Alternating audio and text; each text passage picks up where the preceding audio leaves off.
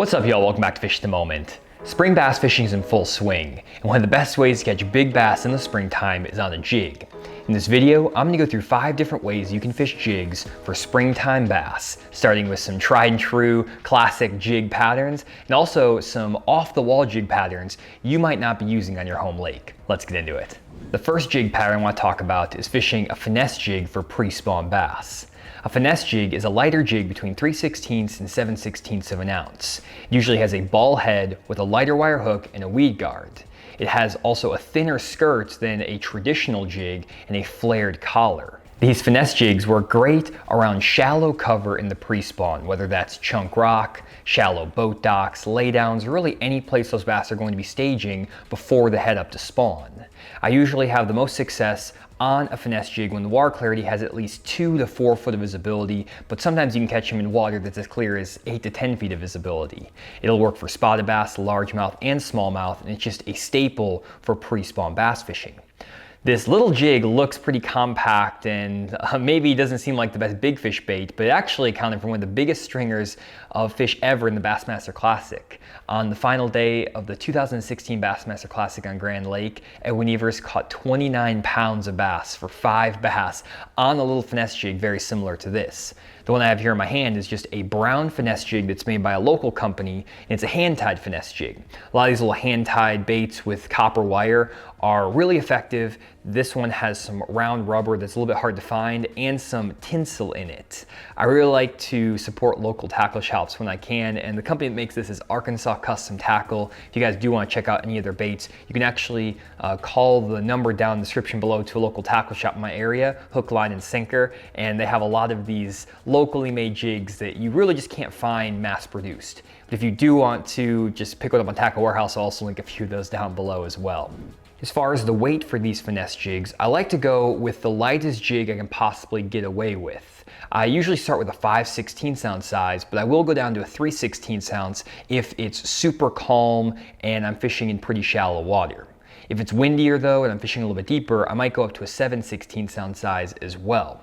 I'm usually pairing that with a jewel bait VersaCraw Jr. This is the jig trailer I designed for Jewel, and it's a super versatile trailer that gives you the option of fishing it kind of like a chunk, or you can break up all the appendages and get more of like a craw style or even a creature bait style trailer. Super versatile, and it really helps you customize your jig fishing. As far as my equipment with this, I like to throw it with 14-pound Sunline FC Sniper fluorocarbon line. I don't like to throw this jig on super light line like a lot of guys like 10 to 12-pound tests, because you will break off around the rocks and the docks. But if you throw anything more than about 14-pound tests, even getting up to like 15 or 16-pound, that jig won't fall right, especially that super light jig there. So I always go with that 14-pound test. The diameter seems just about right to get the natural fall rate out of that bait. I'll throw this on a Denali Kovert Light 7'2" medium heavy action worm and jig rod with a Abu Garcia Black Max reel. It's a $39 reel, and I bought them like 3 years ago, and they're still going strong, and it's just a 6:4 to 1 gear ratio reel. As far as how I fish these jigs, basically all I'm going to do is try to put it as close to thick cover as possible. I want it to be in the shade of boat docks, kind of getting right in some chunk rock banks, or maybe up against a laydown. I rarely catch fish in open water on this finesse jig. It's going to be around some type of cover. In addition, I like to fish these finesse jigs around a little bit steeper banks. Usually the key areas that I find on my lakes are those channel swing banks, and a lot of times it's the last channel swing in the back of a creek. The banks may not be super deep. Maybe your boat's sitting in 10 foot of water, you're casting up into 2 or 3 feet of water, but that little bit deeper water where that channel swings in is a great place for those bass to stage in the pre-spawn before they move up onto the flatter banks where they'll actually create their beds and start spawning. This bite really starts working as soon as the water temperatures hit about 47 or 48 degrees and then warm up from there. You can catch fish all the way up till the water temperatures are in the 60s, and you can even catch spawning bass on this finesse jig. There's actually a couple of tournaments that got one on Beaver Lake for the old FLW tour by Matt Airy. He was fishing a finesse jig for spawning bass on bluffier style walls. So it's definitely a bait that works all the way up through the spawn, and it starts to lose a little bit of its effectiveness in the post spawn. And we'll talk about some other jigs in those scenarios, but it's definitely a great bait to have on the deck of your boat anytime those water temperatures are 60 degrees or below in the pre-spawn. Now, the first pattern I talked about was a pretty traditional jig pattern that I'm sure a lot of you guys have tried in the past. This next one though is a little bit more off the wall, and it's one that I've seen several pros use over the years but not really talk about. And that is a heavier swim jig for pre-spawn bass as well as post-spawn bass around brush piles. The swim jig in question here is the Megabass Uoze Swimmer Swim Jig. It's a 3/4 ounce swim jig with a little underspin on the bottom of it. There are a few other swim jigs on the market that kind of resemble this, but this is definitely the highest quality jig, has the hand-tied skirt, and I find that it has a better bait keeper than the other ones as well. There's a couple others I'll link down in the description though if you want to go with a different brand, but basically the key to the swim jig is both the weight of it, which is the 3/4 ounce weight, and also that underspin on the bottom that gives it a little bit of extra flash. I usually pair this with a 3.8 to 4.8 inch AttaX swim bait or any sort of other swim bait trailer. The key with this swim jig I find in the pre-spawn and the post-spawn is that it's a bait that a lot of guys aren't throwing offshore on brush piles. If you've seen any of the professional fishing tournaments recently, a lot of guys are fishing a jerk bait around brush piles, and in the post-spawn a lot of guys fish football jigs in brush piles, but not that many guys are actually swimming a swim jig over the top of that brush. One of the guys that does do that though is Brian Thrift, who's been absolutely dominant in pro fishing over the past 10 years. And what he basically does with the swim jig, guys, is he casts it out, lets it get almost all the way onto the bottom, and then he just starts to slowly wind that swim jig till he feels it hit the brush. Once it hits the brush, he'll just kind of pop his rod up and work that jig up over the top of that brush. You're not really trying to get this bait stuck down in the brush pile, you're just working it over the top of it, but you can get it closer to the brush than a jerk bait that has treble hooks on it or an open hooked swim bait. That little bit of a weed guard there is enough to keep it from getting hung up in the brush. And again, you don't want this jig fished deep in the brush. In that case, you would want to throw a football jig or maybe a shaky head. This bait is designed to basically be fished right over the top of the brush, basically just working right over the top of it, not down in it. And there's something about getting that jig as close to that brush as possible without getting it buried in there that will get some really, really big bites. It's just something these bass aren't really seeing that often, and it's definitely something that can produce some really big bites. I know Brian won a tournament on Lake Eufaula fishing this bait in the post-spawn. He also was leading after the first day of another Lake Eufaula event for Major League Fishing, fishing this same jig style bait, and he was catching those fish in the pre-spawn. So really, anytime those bass are set up in the brush piles in the spring, this jig is the way to go. The way that I fish it basically is by putting it on, again, 14-pound FC Sniper fluorocarbon. You want light enough line to keep that bait down at depth. If you have too heavy a line, let's say 20-pound test, that bait will have a tendency to rise up too fast as you're reeling it. So you want some line that is thin enough diameter that the bait will stay deep, but you don't want 10 or 12-pound tests because you're fishing around brush, and if those fish grab it and pull you in the brush, they can break you off. So 14-pound fluorocarbon Sunline FC Sniper is what I use, and it seems to work really well. I'm pairing that with a Denali AttaX series 7'4" heavy multi-purpose rod. This is a heavy action rod, but it has a little bit more tip than your standard heavy action, which is good because this swim jig has just a little bit of a lighter wire hook than like a standard flipping jig. So you don't want a super stout rod, but at the same time, you want to be able to hook those fish and get them away from the brush. So that heavy action rod definitely helps, as well as that longer rod, 7'4". That allows you to get good casting distance and good leverage to pull those fish away from the brush. I like to pair that with a either 7-to-1 or 6-4-to-1 gear ratio reel. Not that big of a deal. This is the Abu Garcia Max Z 7-to-1 gear ratio reel. Honestly, I prefer to throw it on the 6-to-1, but sometimes I just run out of reels and this is what I got, so this is what I put on here. I'm not super picky about that sort of stuff. And as far as the colors go, guys, I like to normally either imitate some sort of shad color or more of like a white color in the pre-spawn, and then I'll actually go to a bluegill pattern, something like green pumpkin in the post-spawn, because a lot of those bluegill will start pulling up in those brush piles once they're done, the bass are done spawning around like the May period. And that Megabass Uoze swimmer swim jig has a lot of good colors in it, so that's what I go with. And I just match my Kitech trailer to match the swim bait or the swim jig. And again, the key is having a little bit heavier head on this, so you could throw another type of swim jig, let's say like a little 7/16 ounce swim jig like this without the spinner, and it may still work pretty well, but I definitely like having that 3/4 ounce size. Keeps it down there deep, keeps it in contact with that brush, and this is the one I recommend. So that's my first kind of off the wall pattern, and it's one that's worked really, really well for me over the past couple of years.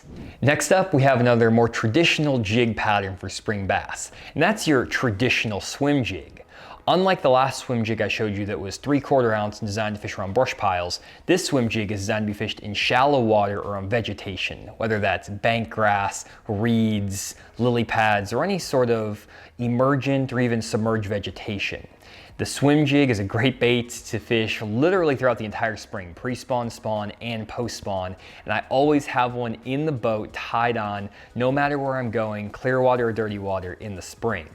My go-to swim jig that I like to throw is the Strike King Hack Attack Heavy Cover Swim Jig in the 3/8 ounce size. Normally when I go swim jig fishing around in my area, it's usually in dirtier water, so I'll go with this black and blue color with a Strike King Rage Craw on the back. Really hard to beat that Rage Craw, has a lot of great action, and it helps keep that bait a little bit higher in the water column as well with those big kicking tails.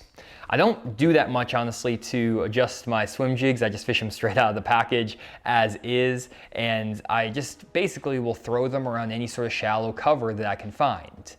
My favorite way to fish a swim jig is definitely in shallow water willow grass, especially in the Arkansas River. You can just swim that jig by casting that jig into the water willow and then raising your rod tip, shaking your rod, keeping that jig high up in the water column, and those fish will come up and absolutely crush it. Another great way to fish a swim jig in the pre-spawn is around lily pad stems. Before the lily pads actually start growing the pads themselves, a lot of big bass will set up in the dead or like barely living stems on the shallow flats. You can swim a swim jig through those pad stems and catch some big fish. Another way that you can catch fish is also around some submerged vegetation. If you have some hydrilla or coontail grass in your lake, you can swim that jig over the top of that and also catch fish. It's a super versatile bait, and honestly, you can fish it in the same places you fish a lipless crankbait, a square bill, a spinner bait, but you can also fish it in even thicker cover than those places and catch, again, really, really big fish. As far as my swim jig setup, I personally like to go with 20-pound FC Sniper Sunline fluorocarbon. A lot of guys like to throw their swim jigs on braided line, and this jig does handle braid pretty well. I found though that if I'm not using a pretty light rod, I'll sometimes tear a hole in the fish's mouth with the braid, and it'll basically, when you set the hook with that braided line, it'll puncture a massive hole in the side of those fish's face, and then when they jump, they'll actually throw the jig. That doesn't happen to me with fluorocarbon. The hook setting potential with the fluorocarbon isn't as high as with the braided line, so you don't really rip a hole in the fish's face. And I seem to have a better landing ratio with 20-pound fluorocarbon. The only time I'll really go to braided line is if I'm fishing in really, really thick lily pad stems or really thick grass. In that situation, I'm actually gonna be going to a lighter rod, like a 7'2" medium heavy action rod, kind of like the rod I was throwing here with this Finesse jig, just because it has a lot more tip to it, and when the fish eat it, there's a little bit more give and you won't tear a hole in their face with the braid. But my go-to rod with the 20-pound fluorocarbon on the swim jig is a Denali AttaX Series 7'3" medium heavy action rod. It's the same action that medium heavy, but it has a lot less tip to it, and it has just enough tip where you get a little bit of give, but not very much. It gets to the backbone here pretty quick, and whenever you are fishing that swim jig with fluorocarbon, you want to have a stiffer rod to really, set the hook on them. But I do like just a tiny bit of tip with that rod so I can still skip it around shallow cover and give me a little bit more castability. I'll link all these rods down in the description below, guys, and all the tackle I'm talking about. And I actually have a discount code with Denali. If you go to denalirods.com and put the promo code FTM2022, all caps, you'll get 30% off your first order, so you can check out any of these rods, and also link all the baits to Tackle Warehouse. So definitely check out the links in the description for that. And in addition to the black and blue jig, I also like to throw a green pumpkin jig, especially in the post-spawn when the bass are keying in on brim or bluegill. This is just another handmade 3/8 ounce jig from my local tackle shop, and I'm pairing that with a Megabass spark shad. This is actually a 5-inch spark shad that I've chopped down a ton. I chopped the head off, I did a bunch of stuff to give this little swim jig a big paddle tail. Normally I like to have my swim jigs rise up pretty high in the water and stay high in the water column. And if I'm fishing a jig like this, I go for the biggest boot tail I can, even if that means really trimming down one of these swim baits and chopping it up. So this is another little bait that I throw a lot. And again, post-spawn, I go more bluegill patterns, and then the pre-spawn and spawn, I'll go more for like your shad, your black and blue colors. The next jig pattern I'm going to cover is one that very few guys talk about, but that doesn't mean it's not effective. It's actually extremely effective, and that is a hair jig.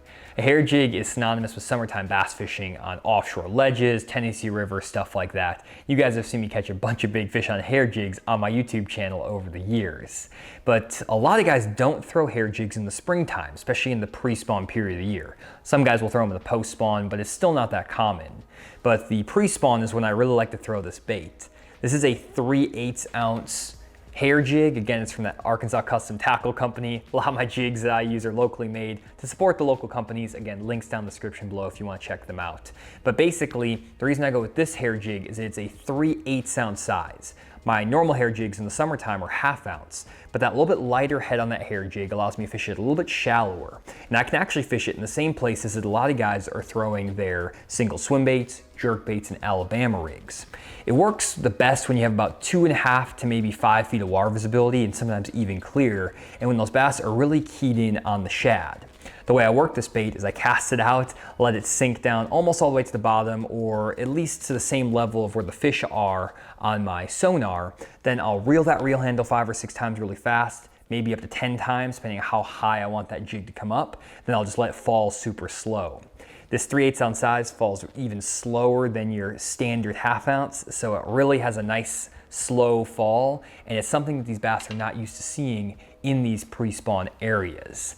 This is something that I probably am spoiling for a few guys out there that probably have this themselves, because if you watch these professional tournaments, very few guys ever talk about throwing a hair jig, if ever, but you'll see them on the deck of their boat quite often. They just don't talk about it, but like if you look at the tournament footage and stuff, and I've been doing that a lot for the Deep Dive app recently, going through all these tournament footages and stuff like that, hair jig is sitting right there on the deck of their boat. They're throwing it, they're catching fish on it, and then they just say they're catching them on a jerk bait or something else. Now, it's not always easy to find these hair jigs, and they're really hard to actually come by right now because they're hard to make. You have to hand tie them and stuff like that, find the feathers, and finding even good colors can sometimes be challenging. So I'll try to link as many different sources for the hair jigs as I can down in the description below. But you know, if you're struggling to find them, it may be good to check out your local tackle shops as well, and even ask them if you can have them hand tie some for you, which sometimes can work. The places I throw these hair jigs, again, are going to be in like ditches, off of points, offshore humps, just basically any sort of offshore structure that I've talked about in my previous videos. Really just find some bait fish, find some bass that are schooled up on them, and throw that hair jig. As far as my setup with this hair jig, I always throw it on 12-pound fluorocarbon. This is some Sunline FC Sniper. That 12-pound fluorocarbon is a must with this hair jig because it gives it a natural fall. If you go heavier with your line, let's say 15 or 20-pound fluorocarbon, it's going to affect the action of this jig as it falls, and you're going to get a lot fewer bites. You don't need to necessarily go lighter than 12-pound test. I've tried 8 and 10 before, and don't get any really more bites, so I don't think it's worth giving up that extra strength of the line. So I always go with 12-pound fluorocarbon, and it does the job. I pair that with a 7'2" medium heavy action Denali Kovert light rod, the same one I threw that Finesse jig on. Again, this rod has some good tip to it, so with that lighter hook on that hair jig, you're not going to bend it out, but you still have some good backbone to set the hook on those fish when they're out there deep. And I just pair that with a 6-3-1 Abu Garcia Black Max reel, nothing fancy, and we are good to go. So that is the hair jig pattern. It is one to definitely try if you don't see anyone talking about it in your lake, because sometimes you can get some really big fish on this bait in the same exact spots where people are throwing their traditional pre-spawn lures. And last but not least is my favorite bait in the entire world, my Fish the Moment offshore jig. This is a 5/8 ounce football jig, and I'm sure a lot of you guys saw this bait coming. This is basically my go-to offshore bait year-round. I catch fish in the pre-spawn, post-spawn, summer, fall, really every time of the year except for the spawn when the bass are actually on the beds. And I even have caught bedding bass on this jig before, so it's a really versatile bait, and I've talked about it so much on this channel, so I'll probably just link some videos down below if you want to learn more about this football jig. But basically, a football jig can be worked in pretty much every area you could ever think of. Brush piles, shell beds, rock piles, standing timber, pretty much everywhere. So I'm not gonna talk about it too much, this video is already long enough, but as far as my football jig setup, again, Fishbone offshore jig, 5/8 ounce with the cable guard, weed guard, helps it come through brush. I have a Jewel VersaCraw Jr. in the Bream Pumpkin color on that PB&J jig. I have some 14-pound FC Sniper fluorocarbon, 7'2" heavy action Denali Kovert rod. A little bit stiffer than my Finesse jig rod because I'm fishing this football jig in a little bit heavier cover, and just a Abu Garcia Max Z reel, 7-1. So nothing super crazy. And I've talked about this bait so much over the last 3 or 4 years, so I don't think I need to dig into it too much. But if you do want to check out some videos on that, I'll link them down below, and it shows you exactly where to throw it, how to throw it, the retrieve, everything like that. So that is my 5th way to catch some big spring bass. Now, one bait that you may notice is absent is some sort of flipping bait, like a flipping jig or something like that. And flipping jigs are absolutely great baits for catching springtime bass, but I actually have another bait that I throw that is different from a flipping jig that I actually find is even more effective. And I'm gonna be making a video about it actually this upcoming week, going into full details on it, but that is a flipping tube. Black and blue flipping tubes, black neon, green pumpkin.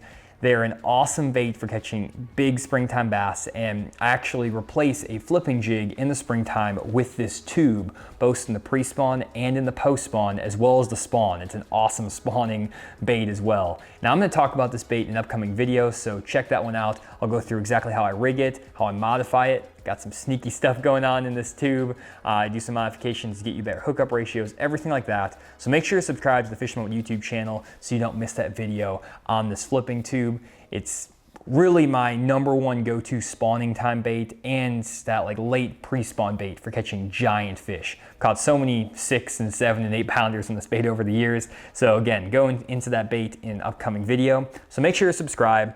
And that's pretty much it for this video, guys. Hopefully you learned something about fishing jigs. I gave a bunch of different techniques, some hopefully that you may have not heard of or not using that often, and also some tried and true classics if you're just getting into bass fishing. Hopefully you enjoyed this video and learned something. If you did, leave a like down below. Also leave me a comment letting me know if you liked the video.